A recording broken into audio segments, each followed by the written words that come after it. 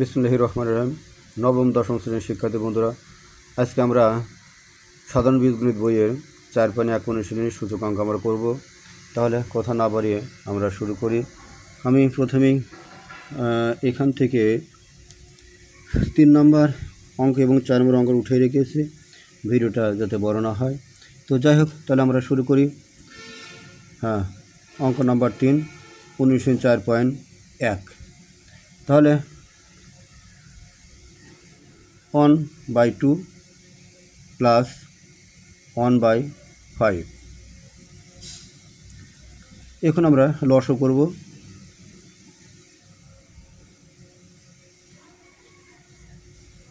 ব্যাস, আমাদের লসও শেষ পর্যায়ে। এখন আমরা তাহলে 5 + 2 7 / 10। এখন আমরা আবার সূত্র প্রয়োগ করব। এই যে সূচক হিসেবে -1 রয়েছে, তাহলে আমরা এর সূত্র প্রয়োগ করব। 1 / 7 / 10। এখন আমরা এই ভাগটা গুণ করে দেব।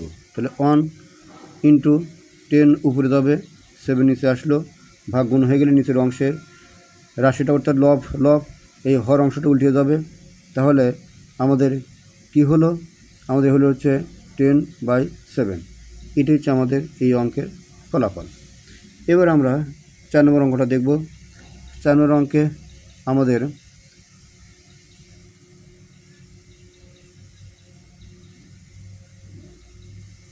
ব্যাস, তাহলে আমরা এইভাবে করে নিলাম। এটার সূত্র প্রয়োগ হলো 1/a, এখানে সূত্র প্রয়োগ হলো 1/b।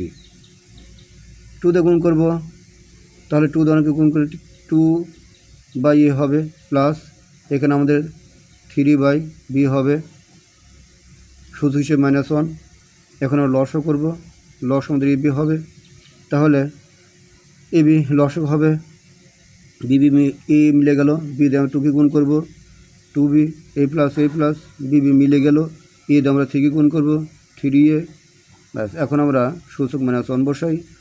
এখন -1 সূচকের এই সূত্রটা প্রয়োগ করব। এই সূত্র হলো 1 / 2a + 3b/ab। এখন আমরা এই ভাগটাকে আমরা গুণ করে দেব। তাহলে নিচের রাশিটা উল্টে যাবে, অর্থাৎ লব ভাগ গুণ করে দিলাম, নিচের এই হর অংশটুকু উল্টে যাবে, ab উপরে গেল, আর 3a + 2b আমাদের নিচে হর হিসেবে বসলো।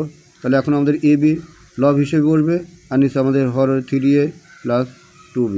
এটি হচ্ছে আমাদের এই সূচকাঙ্কের ফলাফল। তো প্রিয় শিক্ষার্থী বন্ধুরা, আজকে এই পর্যন্তই।